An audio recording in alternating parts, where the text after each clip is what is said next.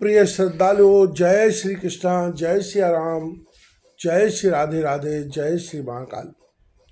इस वीडियो में आपको स्मरण कराएंगे विश्वामित्र की दक्षिणा चुकाने के लिए राजा हरिश्चंद्र का काशी गमन, रानी से बातचीत, विप्र के हाथ रानी और राजकुमार का विक्रय।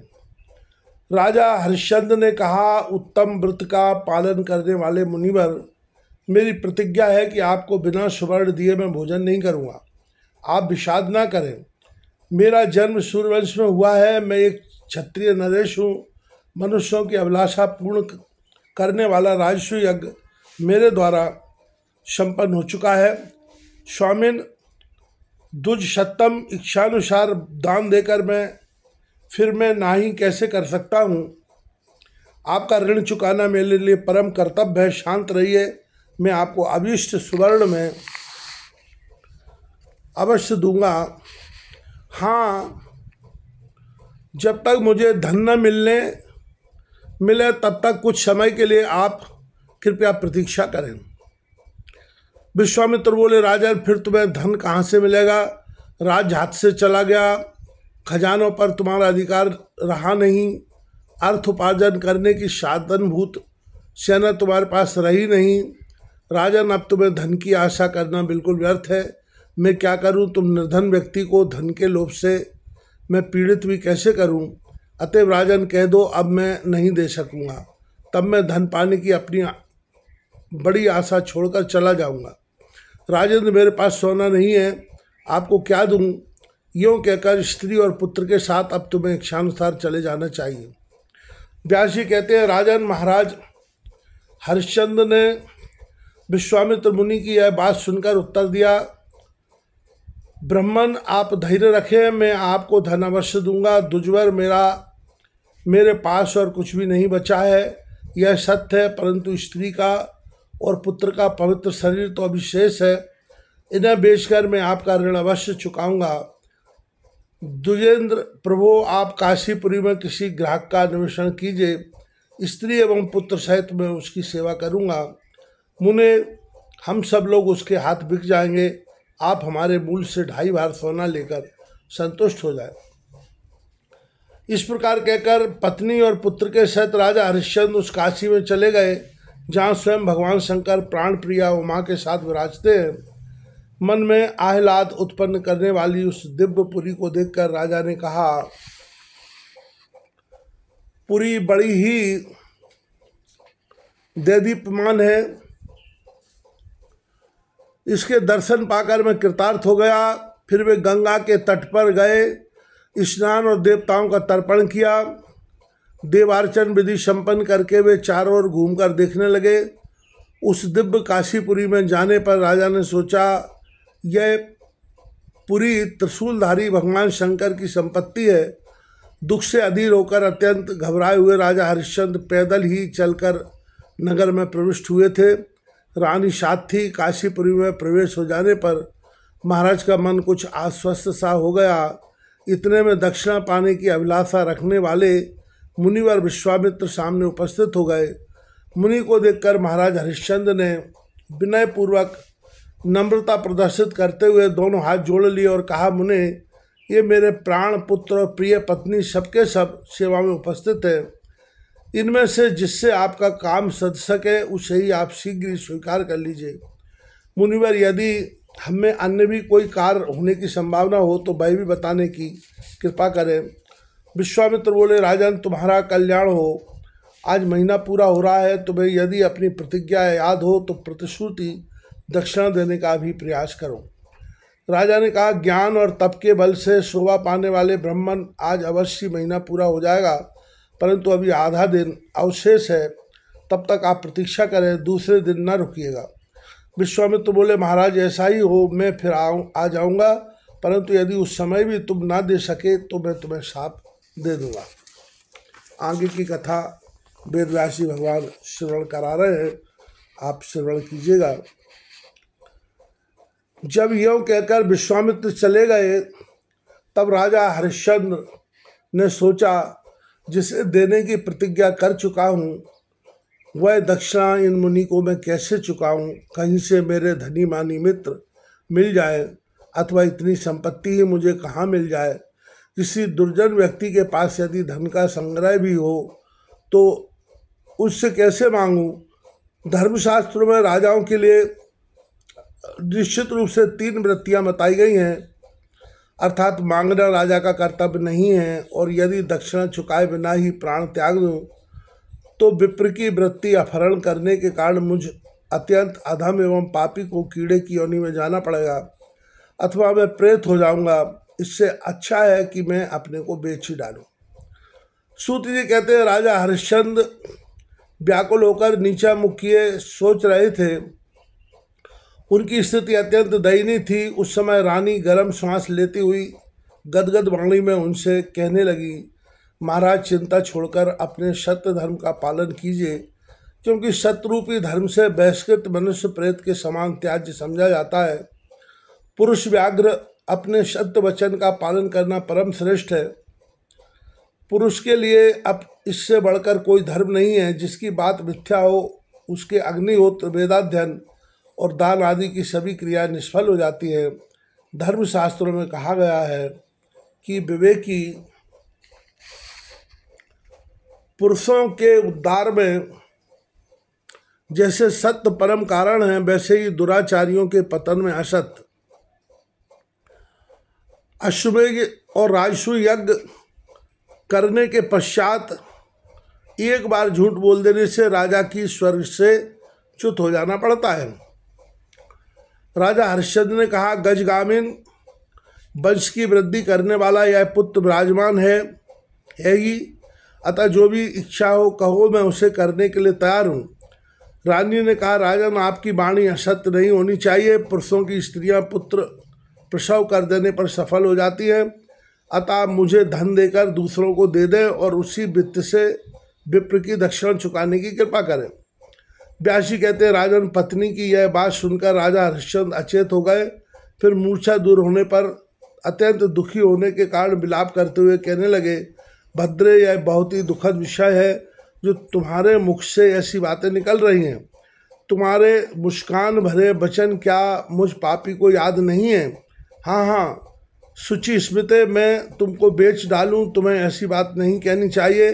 भामिनी, तुम यह अप्रिय वचन कैसे कह रही हो?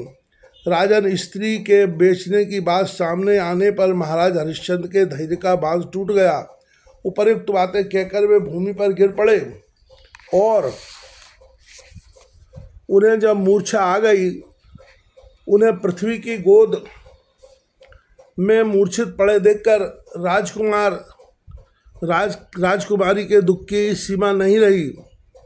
उसने पतिदेव साथे करुणापूर्वक यह वचन कहा, महाराज, यह किसकी असावधानी से उत्पन्न हुआ संकट सामने उपस्थित हो गया, जिसके परिणाम स्वरूप आज आप दरिद्र की भांति शरणार्थी होकर धरती पर पड़े हैं। जिन्होंने करोड़ों की संपत्ति विप्रों को सुगमतापूर्वक दे डाली, वे ही पृथ्वी पर शासन करने वाले मेरे पतिदेव आज पृथ्वी पर पड़े हैं। हाँ, महान दुख की बात है देव, इन नरेश ने तुम्हारा कौन सा अप्रिय कार्य कर दिया जिससे रूठकर तुमने इंद्र और उपेंद्र की तुलना करने वाले महाराज के जीवन में ऐसी दयनीय दशा उपस्थित कर दी। इस प्रकार कहकर रानी भी मूर्छित हो पृथ्वी पर गिर पड़ी। स्वामी के दुख का भार उन्हें असह्य हो गया था। उससे वह अत्यंत संतप्त थी। उस समय राजकुमार रोहित भूख से कष्ट पा रहा था। उसने माता और पिता की ओर देखकर कहा, पिताजी, मुझे अन्न दीजिए। माता, मुझे अन्न दो, मुझे बहुत जोर की भूख लगी है, मेरी जीभ सूखी जा रही है। राजा इतने में महान तपस्वी विश्वामित्र आप पहुँचे। वे क्रोध में यजमान की तुलना कर रहे थे। अपने दक्षिणा संबंधी धन मांगने के लिए उनका आना हुआ था। मुनि को देखकर राजा हरिश्चंद्र को मूर्छा आ गई। वे पुनः पृथ्वी पर गिर पड़े। तब विश्वामित्र ने जल के छींटे देकर उनसे यह वचन कहा, राजेंद्र, उठो और अपनी अभिष्ट दक्षिणा देने का प्रयत्न करो, क्योंकि ऋणियों का ऋण भय प्रतिदिन बढ़ता ही रहता है। मुनि ने ठंडे जल के जो छींटे दिए थे उससे होश में आकर उन्होंने विश्वामित्र की ओर देखा। तब दुर्जर विश्वामित्र कुपित होकर आश्वासन देने के साथ ही राजा से कहने लगे। विश्वामित्र ने कहा, राजन, तुम्हें यदि धैर्य अभिष्ट हो तो मुझे दक्षिणा देने की कृपा करो। कारण सत्य के प्रभाव से ही सूर्य तपते हैं। सत्य के ऊपर ही यह पृथ्वी स्थित है। सत्य पर परम धर्म की मान्यता निर्भर है तथा स्वर्ग की प्रतिष्ठा भी सत्य से ही है। यदि 100 अश्वमेध यज्ञ और सत्य तराजू के पृथक पृथक पलड़े पर रख दिए जाए तो उन 100 अश्वमेध यज्ञों से एक सत्य ही बढ़ जाएगा। परंतु इन सब बातों के कहने सुनने से मुझे क्या प्रयोजन? मुझे तो तुम तुरंत मेरी दक्षिणा दो। राजन, यदि तुमसे दक्षिणा न मिली तो देखो, सूर्य के अस्ताचल पधारते ही मैं तुम्हें अवश्य शाप दे दूंगा। इस प्रकार कहकर विश्वामित्र चले गए। भय के से घबराए हुए राजा हरिश्चंद्र के दुख का पार नहीं रहा। सूत जी कहते हैं, इसी समय की बात है। वेद के पारगामी एक विप्र अपने घर से बाहर निकले। बहुत से विप्रों की मंडली उनके साथ थी। उस समय वे तपस्वी विप्र इधर ही आ रहे थे। उन्हें सामने स्थित देखकर रानी ने महाराज हरिश्चंद्र से धर्म और अर्थ से युक्त वचन कहा। प्रभु, विप्र 3 वर्णों के पिता कहे जाते हैं। पिता के धन पर पुत्र का अधिकार होता ही है, यह बिल्कुल निश्चित है। अतः मेरी सम्मति है कि इनसे कुछ धन के लिए प्रार्थना की जाए। राजा हरिश्चंद्र ने कहा, सुमध्य, मैं क्षत्रिय हूँ, मुझे दान लेना अविष्ट नहीं है। मांगना विप्रों के लिए ही शोभा देता है, ना कि क्षत्रियों के लिए। विप्र संपूर्ण वर्णों के गुरु हैं, उनकी तो सदा पूजा करनी चाहिए। अतः गुरु से याचना करना उचित नहीं है। क्षत्रिय तो इस नियम के अधिक पोषक है। दान देना, पढ़ना, यज्ञ करना, शरण में आए हुए को अभय बनाना और प्रजा की रक्षा करना, यही कर्म क्षत्रिय के लिए विहित है। क्षत्रिय इस प्रकार का दीन वचन कभी न कहे कि मुझे कुछ दीजिए, देवी मैं देता हूँ। यह वचन मेरे हृदय के कोने कोने में भरा है। अतः कहीं से भी धन का उपार्जन करके विप्र को देने के लिए मैं तत्पर हूँ। पत्नी ने कहा, स्वामिन, काल के प्रभाव से पुरुष के सामने सम और विषम परिस्थिति आया करती है। काल ही मनुष्य को अपमानित और सम्मानित कराता है। पुरुष के दाता और मंगता होने में इस काल की ही महिमा है। एक विद्वान एवं शक्तिशाली विप्र राजा पर कुपित हो जाए, फलस्वरूप राजा को राज्य से निकाल जाना पड़े और वे सुख से हाथ धो बैठे। देखिए, यह सब काल की ही तो करतूत है। राजा बोले, तीखे धार वाली तलवार से जीव के 2 टुकड़े हो जाना ठीक है, परंतु सम्मान का परित्याग कर दीजिए कहना मैं उचित नहीं समझता। महाभागे, मैं क्षत्रिय हूँ, किसी से कुछ भी मांग नहीं सकता, बल्कि अपने बाहुबल से उपार्जित धन देने के लिए मैं सदा तत्पर हूँ। पत्नी ने कहा, महाराज, यदि आपका मन याचना करने में समर्थ नहीं है तो मैं आपकी संपत्ति हूँ। इंद्र सहित देवताओं ने न्यायपूर्वक मुझे आपको सौंपा है। आप स्वामी बनकर मुझ आज्ञाकारिणी पत्नी की रक्षा में सदा तत्पर रहे हैं। अतएव महादूते, अब आप मेरा मूल्य लेकर गुरु विश्वामित्र की दक्षिणा चुका दीजिए। राजन, पत्नी की बात सुनकर महाराज हरिश्चंद्र के दुख का पार नहीं रहा। महान कष्ट है, यों कहकर वे रो पड़े। तब रानी ने उनसे फिर कहा, आप मेरी यह प्रार्थना स्वीकार करने की कृपा कीजिए, अन्यथा विप्र के शाप रूपी अग्नि से भस्म हो जाने पर पुनः नीच योनि में जन्म लेना पड़ेगा। जुआ खेलने, शराब पीने, राज्य बढ़ाने तथा भोग भोगने के लिए तो आप ऐसा करते ही नहीं हैं। अतः मेरे सहयोग से गुरु की दक्षिणा चुकाकर आप अपने सत्यव्रत रूपी धर्म को सफल बनाइए। व्यास जी कहते हैं, राजन, रानी के द्वारा बारंबार प्रेरित किए जाने पर राजा हरिश्चंद्र ने कहा, भद्रे, मैं अत्यंत निष्ठुर होकर तुम्हें बेचने की बात स्वीकार करता हूँ।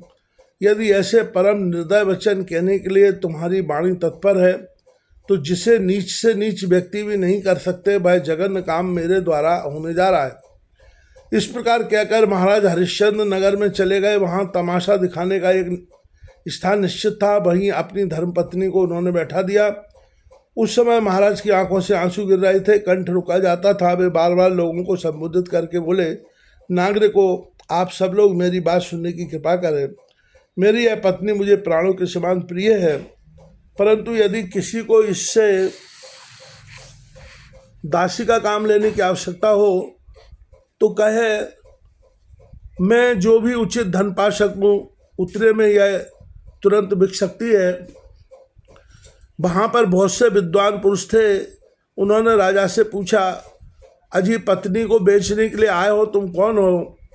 राजा बोले, आप लोग पूछते हैं तुम कौन हो, तो सुनिए, मैं मानवता रहित एक महान क्रूर व्यक्ति हूँ, अथवा मुझे कठोर राक्षस भी कहा जा सकता है, तभी तो ऐसा नीच कर्म करने में मेरी प्रवृत्ति हुई है।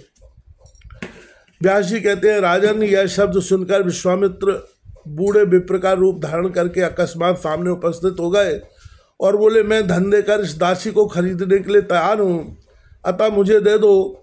मेरे पास अपार धनराशि है, मेरी स्त्री परम सुकुमारी है, वह घर का काम नहीं संभाल सकती, अतः इसे मुझे दे दो। मैं दासी को स्वीकार करता हूँ, परंतु इसके लिए मुझको कितना धन देना पड़ेगा? यों विप्र के कहने पर महाराज हरिश्चंद्र का मन दुख से अस्त व्यस्त हो गया। वे कुछ भी बोल नहीं सके। विप्र ने कहा, तुम्हारी स्त्री के कर्म, अवस्था, रूप और शील के अनुसार यह धन देता हूँ, स्वीकार करो और इसे मुझे सौंप दो। धर्मशास्त्रों में स्त्री और पुरुष का मूल्य जो निर्दिष्ट है वह इस प्रकार है, यदि स्त्री 3200 लक्षणों के से संपन्न, कार्यकुशल तथा शील एवं गुणों से युक्त हो तो उसका मूल्य 1 करोड़ मुद्रा होता है। यदि ये सभी शुभ लक्षण पुरुष में हो तो उसका मूल्य 1 अरब मुद्रा हो जाता है। विप्र की यह बात सुनकर राजा हरिश्चंद्र महान दुख से संतप्त हो जाने के कारण चुप हो गए। उनके मुख से कोई भी बात नहीं निकल सकी। तब विप्र ने राजा के सामने मृग चर्म पर धन रखकर रानी के केशों में हाथ लगाया और उसे खींचना आरंभ कर दिया। रानी बोली, यार अभी मुझे छोड़िए छोड़िए, जब तक मैं पुत्र को न देख लूँ तब तक क्षमा करें, क्योंकि विप्र फिर मुझे इस पुत्र का दर्शन दुर्लभ हो जाएगा। तदनंतर पुत्र से कहा, बेटा देख, आज मैं तेरी माता दासी बन गई। राजपुत्र, अब तू मेरा स्पर्श मत करना, कारण मैं तेरे छूने योग्य नहीं रही। तब वह बालक माता को संकटग्रस्त देखकर अम्बा कहता हुआ दौड़ पड़ा। उसकी आंखों से जल की धाराएं गिरने लगीं।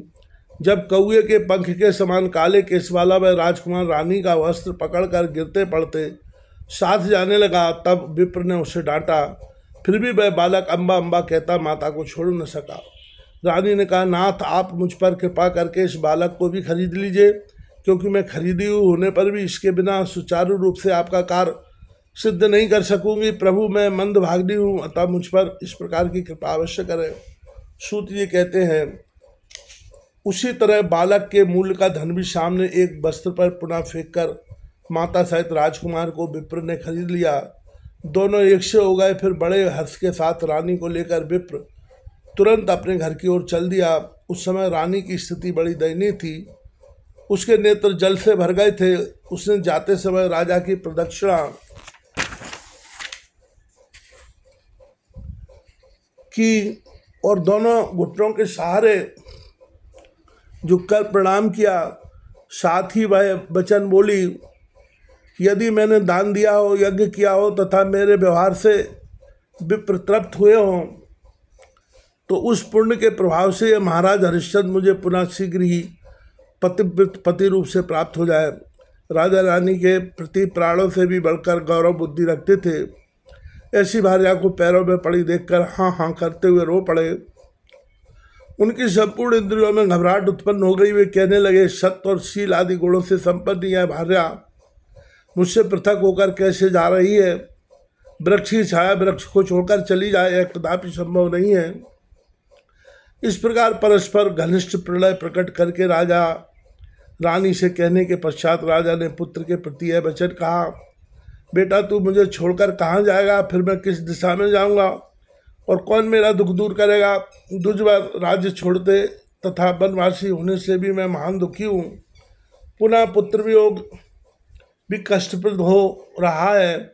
यों कहकर राजा हरिश्चंद्र रानी को लक्ष्य करके कहने लगे, स्त्रियों का कर्तव्य है कि संसार में पति के पास रहकर सदा उसके सुख की सामग्री बनी रहें। फिर कल्याणी, तुम दुख को अपना साथी बनाकर मुझसे कैसे अलग हो रही हो? इक्ष्वाकु के पुनीत वंश में मेरा जन्म हुआ है। मेरे पास राज्योचित संपूर्ण सुख की सामग्रियाँ थीं। आज मुझे ऐसे पति को पाकर भी तुम दासी बन रही हो। देवी, मैं पुराण और इतिहास के विशद वाक्य का अनुसरण कर के कहता हूँ कि ऐसे शोक रूपी अथाह समुद्र में मुझ डूबे हुए व्यक्ति का आप कौन उद्धार करेगा? सूत जी कहते हैं, तदनंतर राजर्षि हरिश्चंद्र के सामने ही बड़ा कठोर व्यवहार करते हुए रानी और राजकुमार को ले जाने के लिए विप्रवर विश्वामित्र तत्पर हो गए। स्त्री और पुत्र को मुनि की प्रेरणा से जाते हुए देखकर राजा के दुख की सीमा नहीं रही। व्यास जी कहते हैं, राजन इस प्रकार हरिश्चंद्र विलाप कर रहे थे, इतने में विप्र आँख से ओझल हो गए। उसी समय महान तपस्वी मुनिवर विश्वामित्र आ पहुँचे। शिष्य साथ था। निष्ठुर स्वभाव वाले मुनि देखने में बड़े ही क्रूर प्रतीत होते थे। विश्वामित्र बोले, राजन महाभाव, यदि तुम्हारे हृदय में सत्य की तनिक भी मान्यता है तो उस समय राजसूय यज्ञ की दक्षिणा का जो वचन दिया था वह पूर्ण करो। हरिश्चंद्र ने कहा, निष्पाप राजर्षि से मैं आपको प्रणाम करता हूँ। राजसूय यज्ञ के अवसर पर मैंने जो प्रतिज्ञा की थी वह आपकी दक्षिणा तैयार है, इसे स्वीकार कीजिए। विश्वामित्र बोले, राजन कहाँ से मिला हुआ या धन दक्षिणा में दिया जा रहा है? जिस प्रकार तुमने धन उपार्जन किया है वह स्पष्ट बताओ। राजा ने कहा, उत्तम व्रत का पालन करने वाले विप्रवर, इसे कहने से क्या प्रयोजन है? निष्प्राप महाभाग, इसके सुनने से तो और शोक ही बढ़ रहा है। ऋषि बोले, राजन मैं दूषित द्रव्य नहीं लेता, मुझे पवित्र धन ही मिलना चाहिए, अतः द्रव्य पाने का यथार्थ मार्ग मुझे अवश्य बताओ। राजा ने कहा, मुने मैंने अपने परम साध्वी स्त्री को 1 करोड़ मोहर लेकर बेच दिया है। मेरे पुत्र का नाम रोहित है, उसे बेचने पर मुझे 10 करोड़ मोहर मिल गए हैं। विप्र, इस प्रकार मेरे पास 11 करोड़ मोहरें जुटी हैं, आप इन्हें स्वीकार कीजिए। सूति जी कहते हैं, स्त्री पुत्र को बेचने से मिला हुआ धन विश्वामित्र की दृष्टि में थोड़ा जान पड़ा, अतः क्रोध में भरकर वे शोकाकुल महाराज हरिश्चंद्र से कहने लगे। ऋषि ने कहा, राजन राजसूय यज्ञ की दक्षिणा इतनी ही नहीं होती है, अतः कोई दूसरा धन उपार्जन करो जिससे शीघ्र ही वह दक्षिणा पूर्ण हो सके। छात्र धर्म का पालन करने से विमुख राजा, तुम मेरी इस दक्षिणा को इतने में ही चुक जाने के योग्य मानते हो तो अभी भी मैं अपना परम बल प्रकट करता हूँ। देखो, मैं एक परम पवित्र अंतःकरण वाला तपस्वी विप्र हूँ। मैंने श्रेष्ठ ग्रंथों का शुद्ध अध्ययन किया है, तपस्या की है, मेरे पास सभी शक्तियाँ हैं। राजा ने कहा, भगवान मैं इसके अतिरिक्त भी दक्षिणा दूंगा, परंतु कुछ समय की प्रतीक्षा कीजिए। अभी मैंने पुत्र और स्त्री को ही बेचा है, मैं स्वयं तो अविशेष हूँ। विश्वामित्र बोले, राजन दिन का यह 4था पहर व्यतीत हो रहा है, मेरी प्रतीक्षा का अंतिम समय यही है।